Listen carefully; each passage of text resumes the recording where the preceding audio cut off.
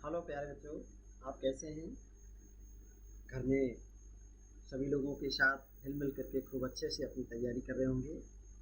आइए प्यारे बच्चों, आज आपका संस्कृत हिंदी क्लासेस में स्वागत है।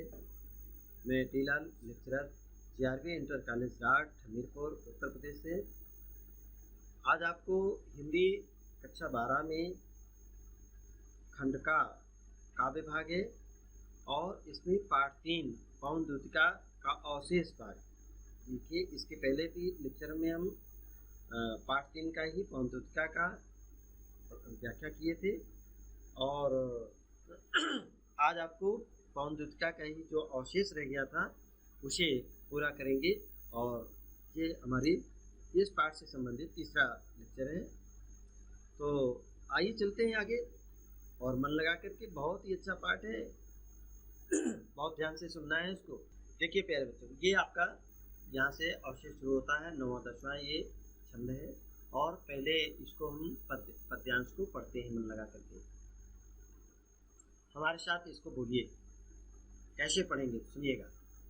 जाते जाते पहुँच मथुरा धाम में उत्सुका हो, जाते जाते पहुँच मथुरा धाम में उत्सुका हो, न्यारी शोभा वर नगर की देखना मोद होना, तू होवेगी चकित लख के मेरु से मंदिरों को, आभा वाले कलश जिनके दूसरे अर्क से हैं, देखे पूजा समय मथुरा मंदिरों मध्य जाना। हे पवन, देखे पूजा समय मथुरा मंदिरों मध्य जाना, नाना वाद्यों मधुर स्वर की मुग्धता को बढ़ाना, किंवा लेके रुचिर तरु के शब्दकारी फलों को, धीरे धीरे मधुर रव से मुग्ध हो बजाना। कितना सुंदर मनोहारी चित्रण यहाँ पर पंडित अयोध्या सिंह उपाध्याय हरिओत जी कहते हैं। सुनिएगा, प्रस्तुत पद्यांश हमारी पाठ्य पुस्तक हिंदी काव्य के पवन दूतिका नामक पाठ से अवतरित है।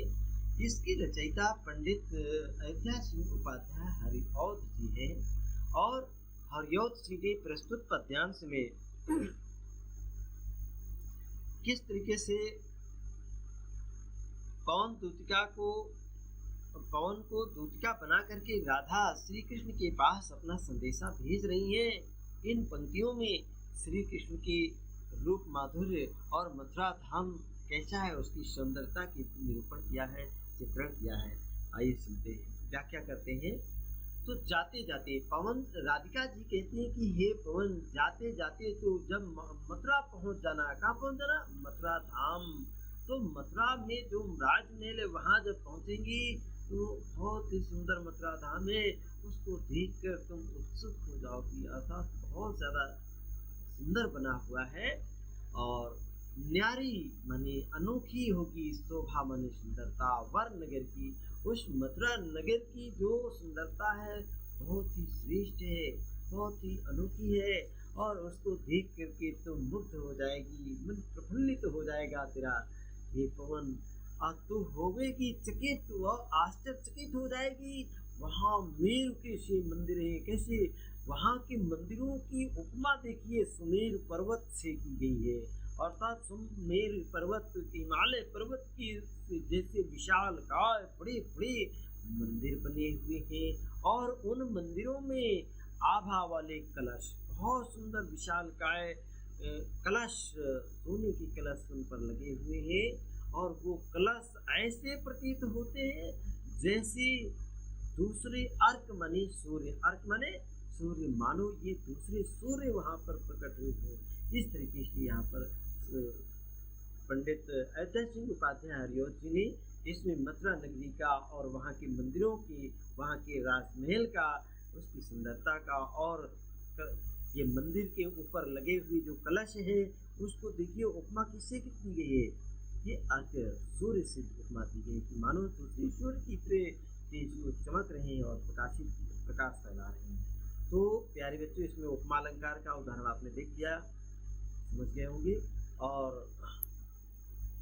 पद मैत्री भी है प्यारे बच्चों। आइए इसका हम पहले व्याख्या करते हैं।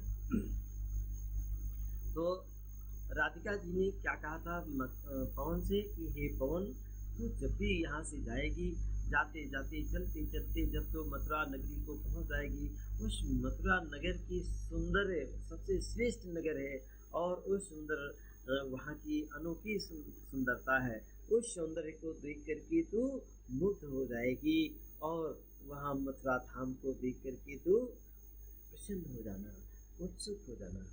और इतना ही नहीं, देखिए यहाँ सौंदर्य जब निरूपण किया जाता है तो यहाँ पर श्रृंगार रस होता है और तू होवेगी चकित लग के। देखिए तू आश्चर्यचकित हो जाएगी वहाँ के सुमेर पर्वत की जैसे विशालकाय मंदिरों को देख करके, और उन मंदिरों के ऊपर सोने के कलश रखे हैं और वो कलश देखिए पीले पीले इतने चमकदार हैं, विशालकाय हैं, मानो वो दूसरे अर्क की तरह के हों, अर्थात दूसरे सूरज की तरह विशालकाय वो चमक रहे हैं।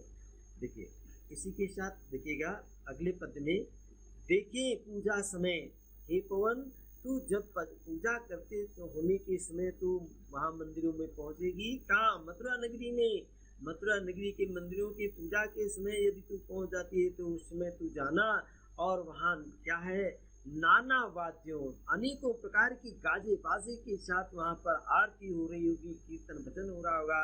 उन स्वरों को, वहाँ के बाजों को सुन करके तू मुग्ध हो जाएगी, और इतना नहीं, मुग्धता हो करके तो वहाँ के सौंदर्य को और अधिक बढ़ाना, उनकी आवाज़ को और अधिक सुरीली बना देना है। और तू इतना ही नहीं, क्यों लेकर के जाना, सुगंधित वायु को लेकर के, पुष्पों की सुगंध को लेकर के तू जाना, और बहुत मन से अर्थात रुचिर भाव से जो बहुत ही अच्छे लगने वाले तरु माने पेड़ों के सूखे फलों को लेकर के तू जाना, और ऐसे फलों को लेकर के जाना जिनसे बजाने से आपको, जैसे कि घुंघरू और ये बाजे, ऐसे फल हो जो बजते हो, उन फलों को लेकर के तू मुग्ध हो करके तुझे धीरे धीरे करके उनको बजाना है। कितना सुंदर बताया गया कि हे पवन तुझे क्या क्या करना है। और इसी के साथ अब ये 11 और 12 अगला पद देखिए, इसमें काफी सौंदर्य देखिए। पहले राधा ने प्रकृति के माध्यम से अपनी पीड़ा को व्यक्त किया है, और भाषा इसमें खड़ी बोली है, अलंकार इसमें उपमा अलंकार, अनुप्रास अलंकार और मानवीकरण अलंकार भी है।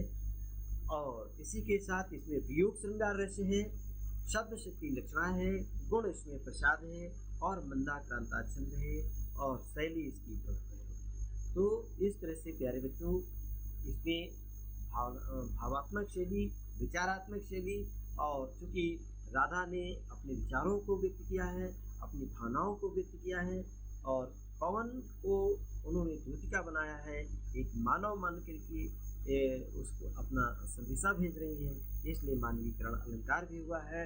और जहाँ वर्णों की आवृत्ति, ये समान वर्णों की और स्वरों की आवृत्ति होती है, वहाँ पर अनुप्रास अलंकार होता है, तो इसमें अनुप्रास अलंकार भी है और उपमा अलंकार भी है। तो जैसे यहाँ पर दिया आभा वाले कलश जिनके दूसरे अर्थ से हैं, यहाँ पर भी उपमा अलंकार है। और मेरु शिव मंदिरों को आप देख रहे हैं, इसमें भी उपमा अलंकार है। तो और श्रृंगार रस का तो ही है इसमें।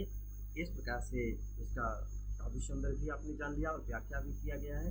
आइए अगला पद लेते हैं और अगले पद की व्याख्या करते हैं, आगे बढ़ते हैं। देखिए बहुत सुंदर 11 और 12 को पहले इसको एक बार पढ़िए हमारे साथ। तू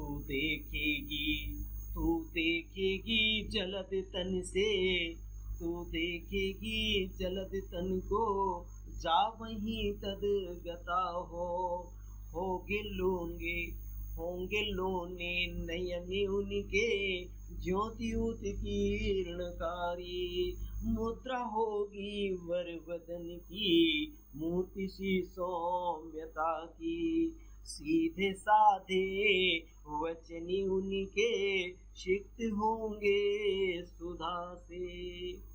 नीले फूले, देखिए किस तरीके से अपने प्रेमी अपने स्वामी की सुंदरता का वर्णन करते हैं राधिका जी। कहती क्या, हे पवन नीले फूले कमल दल सी, कार्तिकी श्यामता है, पीला प्यारा वसन कट में, पहनते हैं पबीला, छोटी काली अलक मुख की, कांति को है बढ़ाती, सदवस्त्रों में नवल तन की, फूटती सी प्रभा है, सदवस्त्रों में नवल तल की, सदवस्त्रों में नवल तन की, फूटती सी प्रभा है। प्यारे बच्चों, ये प्रस्तुत काव्य हमारी पाठ्य पुस्तक हिंदी काव्य के पवन दूतिका नामक पाठ से अवतरित है। इसकी रचयिता पंडित अयोध्या सिंह उपाध्याय हरिऔध जी हैं और प्रस्तुत पंक्तियों में राधिका जी श्री कृष्ण की सुंदरता का वर्णन करते हुए कहती हैं कि हे पवन, तू जब यहाँ से जाएगी और जलद तन के समान अर्थात बादल के जैसे सांवले शरीर वाले जैसे ही आपको दिखाई देते हैं, तो वहीं जा करके तद्गता हो जाना, अर्थात वहीं तो रुक जाना। और तू मेघ के जैसे शोभा वाले कृष्ण को देख करके देखेगी, और उनके नेत्र कैसे हैं, उनके नेत्र होंगे लोने नयन, नयन माने नेत्र, उनकी ज्योति उत्कीर्णकारी, अर्थात उनकी प्रकाश बिखेरते हुए हैं, अर्थात नेत्रों से रोशनी फैल रही है। मुद्रा होगी वर वदन की, उनकी मुद्रा जो होती है मुस्कुराहट है, वर माने श्रेष्ठ, वदन माने मुख, वो अर्थात श्रेष्ठ मुख के मुद्रा में उनकी मूर्ति सी सौम्यता है, अर्थात जैसे सुंदर मूर्ति की तरह वो बहुत ही सुशील हैं। और सीधे साधे वचन जब वो बोलते हैं तो उनके जो वचन है बड़े मीठे सीधे साधे सरल हैं, और ऐसा उनकी वाणी निकलती है, उनके शब्द निकलते हैं मानो वो मीठे मीठे अमृत में डुबो करके बोल रहे हो, अर्थात अमृत से सने हुए से उनके शब्द निकलते हैं। इतना ही नहीं है पवन, जब तू जाएगी तो मेरे प्यारे प्रीतम का जो शरीर है नीले फूले कमल दल, अर्थात जैसे फूले फूले माने विकसित, अर्थात खिले हुए नीले कमल के तरह उनका शरीर श्याम श्याम माने सांवला शरीर है। और जो सांवले शरीर में वो पीला प्यारा प्यारा कपड़ा जब पहनते हैं, वसन माने कपड़ा वस्त्र पहनते हैं, कहाँ पर पहनते हैं, कटी में माने कमर में, तो अत्यंत ही फबीला, बहुत ही उनको फबता है, अर्थात उसकी शोभा और बढ़ जाती है। और इतना ही नहीं, छोटी छोटी काली काली, मतलब काली काली जो बालों की लटें हैं, अलग माने बाल होते हैं, और उनकी बालों की काली लटें जब मुख के आसपास लटकती है तो उनकी कांति को और अधिक, उनकी शोभा को और अधिक, सुंदरता को बढ़ा देती हैं। सद वस्त्रों में नवल तन से जब वो सुंदर वस्त्र धारण करते हैं तो उनके नए नूतन शरीर से एक सुंदर सी प्रभा निकल पड़ती है, अर्थात सुंदरता और अधिक बढ़ जाती है। प्यारे बच्चों, ये काव्य सौंदर्य आइए देखते हैं। श्री कृष्ण के बाह्य स्वरूप का वर्णन करते हुए आकर्षक चित्र प्रस्तुत किया गया है। इसमें भाषा खड़ी बोली है, अलंकार इसमें उपमा है, अनुप्रास है और मानवीकरण अलंकार है, वियोग श्रृंगार रस है, प्रसाद गुण है और सत्य शक्ति अभिधा और लक्षणा है, मंदाक्रांता छंद है और प्रबंधन शैली का प्रयोग किया गया है। तो इस प्रकार से आपने इन दोनों ही पद्यों की व्याख्या को सुना है और इसका काव्य सौंदर्य भी जान लिया है। आइए अब आपको हम इसके आगे लेकर चलते हैं। ये 13 और 14 पद है, इसको भी पढ़ेंगे, पहले ध्यान से सुनिएगा। साँच ढाला शकल वपु है, श्री कृष्ण की सुंदरता का निरूपण करते हुए राधिका जी पवन से कहती हैं कि ये पवन, मेरी स्वामी का शरीर सांच ढाला शकल वपुहे दिव्य सौंदर्यशाली, सत पुष्पों सी सुरभि उसकी प्राण संपोषिका है। दोनों कंधे वृषभ वर्षे हैं बड़े ही सजीले, लंबी बाहें कलभ कर सी शक्ति की पेटिका है। और आगे सुनिए, राजाओं सा सिर पर लशा दिव्या पीड़ होगा, शोभा होगी उभय श्रुति में स्वर्ण कुंडलों की, नाना रत्न कलित भुज में मंजू के यूर होंगे, मोती माला लसित उनका कांभूषा कंठ होगा, मोती माला लसित उनका कांभूषा कंठ होगा।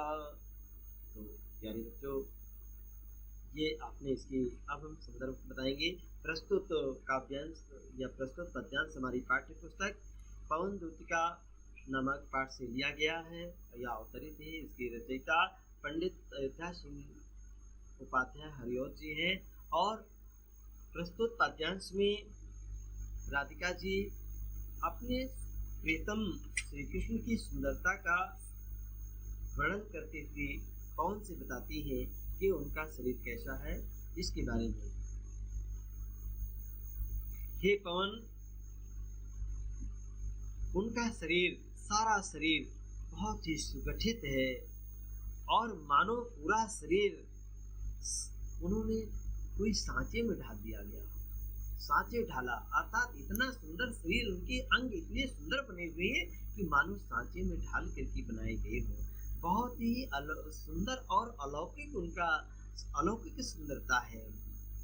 उनकी जो सांस लेते हैं सुगंधित वायु है सत पुष्पों से, अर्थात बहुत ही सुगंधित सुरभि वायु से उनकी प्राण संपोषिका है, अर्थात प्राण वायु है। और उनके कंधे इतने अच्छे हैं कि जैसे बैल के सुंदर दिल और कंधा होता है श्रेष्ठ बैल की, वैसी बैल की जैसे उनके कंधे मजबूत और बहुत ही सजीले, बहुत अच्छे लगते हैं उनके कंधे। उनकी बाहें लंबी हैं और कैसी लंबी हैं, जैसे हाथी के बच्चे के सूंड, ऐसी ही सुंदर उनकी बाहें हैं और भुजाओं में शक्ति की पेटिका है, ताकत से भरपूर हैं। ऐ पवन, आप जब जाएंगी देखेंगी तो उनकी, हे पवन, उनके सिर पर राजाओं की जैसे सुंदर मुकुट धारण करते हैं और उस मुकुट में दोनों धारण करते हैं और दोनों ही कानों में सोने की कुंडल पहने हुए हैं। नाना रत्न जटित, नाना प्रकार की जो सुंदर सुंदर रत्न हैं उनसे जड़े हुए, भुजाओं में पहने हुए बाजूबंद है और उनमें सुंदर सुंदर चमकदार रत्न जड़े हुए हैं।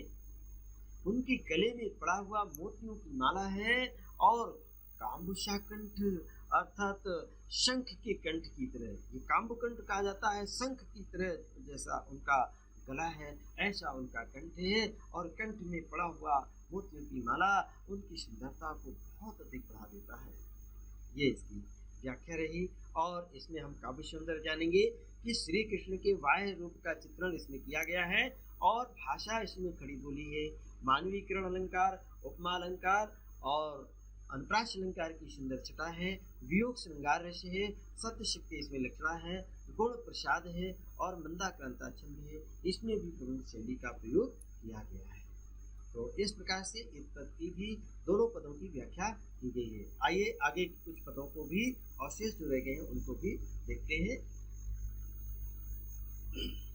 ये 15 और 16, इसमें टोटल आपको 17 पद दिए गए थे। आज आपको 15 और 16 इसको भी देखिएगा और इन दोनों पदों को पहले हमारे साथ पढ़िए।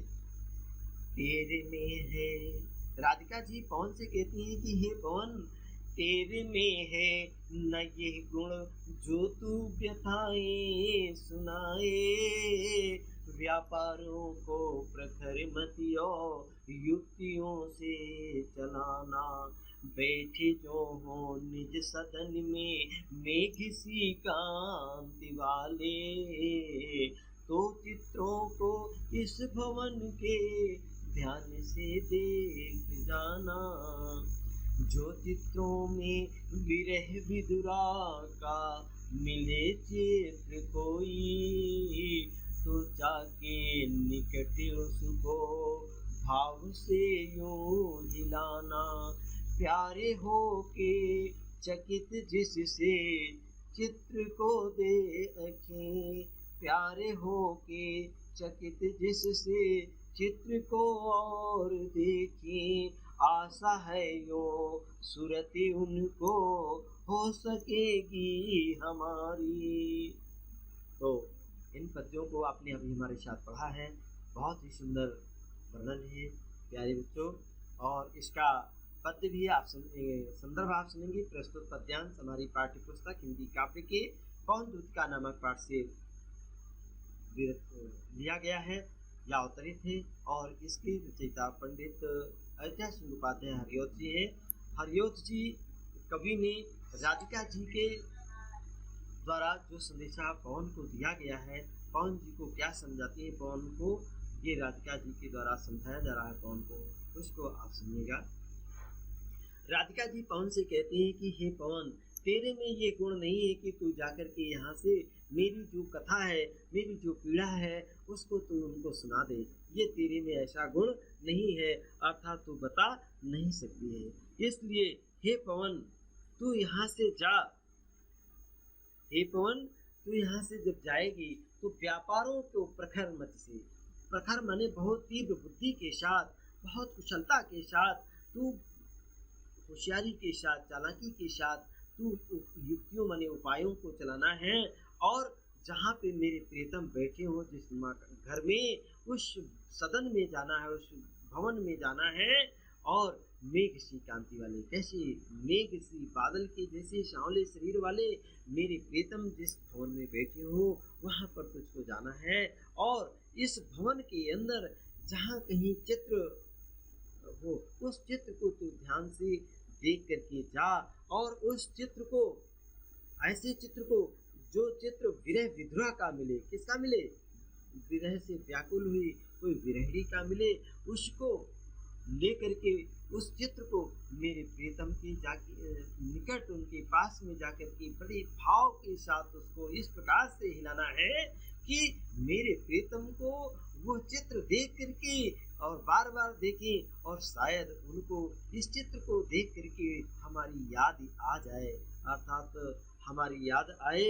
आशा है, मेरा विश्वास है कि उनको अवश्य ही हमारी याद आएगी। और जब हमारी याद आएगी अवश्य ही वो हमसे मिलने के लिए आएंगे। ये व्याख्या इसमें की गई है। अब आइए इनका काव्य सौंदर्य देखेंगे कि राधा की मनोदशा का बहुत ही भावपूर्ण चित्रण यहाँ पर किया गया है। प्यारे बच्चों, भाषा इसमें खड़ी बोली है, अलंकार इसमें मानवीकरण और उपमा अलंकार है, रस इसमें वियोग श्रृंगार है, और शब्द शक्ति इसमें लक्षणा है, प्रसाद गुण है, मंदाक्रांता छंद है, और प्रबंधन शैली का इसमें प्रयोग किया गया है। इस प्रकार से प्यारे बच्चों इन दोनों पदों की व्याख्या भी की गई है। अब इसके बाद आगे लेकर चलते हैं। और आइए, अब ये आपका अंतिम, ये 17 छंद इसमें दिए गए थे और ये अंतिम छंद है। इसको भी एक बार हमारे साथ पढ़िए और पढ़ करके इसकी व्याख्या को समझिए। बहुत ही सरल भाषा में है प्यारे बच्चों, इसीलिए इसमें प्रसाद गुण है कि आपको इसको पढ़ते ही इसका अर्थ और भाव आप समझ जाते हैं। सुनिएगा। जो कोई भी इस सदन में चित्र उद्यान का हो, औ प्राणी विपुल उसमें घूमते बावले से, तो जाके निकट उसके औ हिला के उसे भी, देवात्मा को सुरति ब्रज के व्याकुलों की कराना। देवात्मा को सुरति ब्रज के व्याकुलों की कराना। प्यारे बच्चों, ये प्रस्तुत पद्यांश हमारी पाठ्य पुस्तक हिंदी काव्य के पवन दूतिका नामक पाठ से लिया गया है।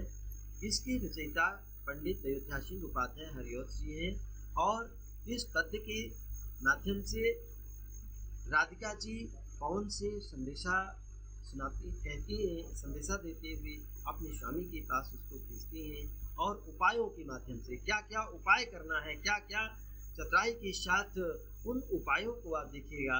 इस प्रकार से राधिका जी कहते हैं कि हे पवन, जो कोई भी इस मकान के सदन में कोई चित्र उद्यान का पड़ा हो, उस उद्यान के चित्र को तू यहाँ से ले जा और ऐसे उद्यान का चित्र हो जिसमें प्राणी विपुल, उसमें पर्याप्त मात्रा में उसमें प्राणी पक्षी उसके अंदर घूम रहे हों, बावले से घूम रहे हों, अर्थात अपने प्रेमी अपने साथी से बिछुड़ करके वो प्राणी घूम रहे हों पागल की तरीके से।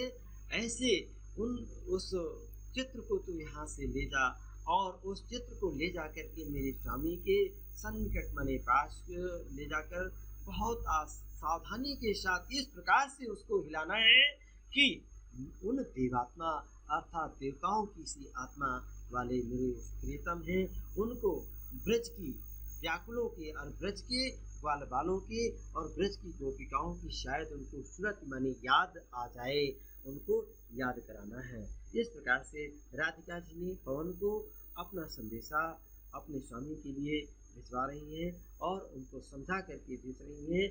और इसमें काव्य सौंदर्य देखिए, प्रकृति के माध्यम से राधा की मनोवेदना का चित्रण किया गया है। इसमें भाषा इसमें खड़ी बोली है, अलंकार इसमें मानवीय करण अलंकार और अनुप्रास अलंकार की सुंदर छटा है और रस इसमें वियोग श्रृंगार है, शब्द शक्ति इसमें लक्षणा है और गुण इसमें प्रसाद है, मंदाक्रांता छंद है, प्रबंधन शैली का इसमें प्रयोग किया गया है। इस प्रकार से ये 17 छंदों के इसमें बताए गए हैं।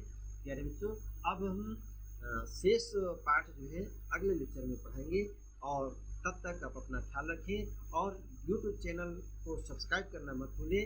ये आरोग्य सेतु ऐप को भी डाउनलोड करें, अपने साथियों को भी प्रेरित करें, इसको डाउनलोड कर लें और उसका लाभ लें। व्हाट्सएप में भी आपको सारे लेक्चर और वीडियो डाले जाते हैं, इसमें भी आप ढूंढ सकते हैं। अधिक से अधिक अपने साथियों को जोड़ने का प्रयास करें। तब तक आप अपना ख्याल रखें, खुश रहें, प्रसन्न रहें। इसी के साथ ही हमारा ये आज का लेक्चर समाप्त होता है। धन्यवाद।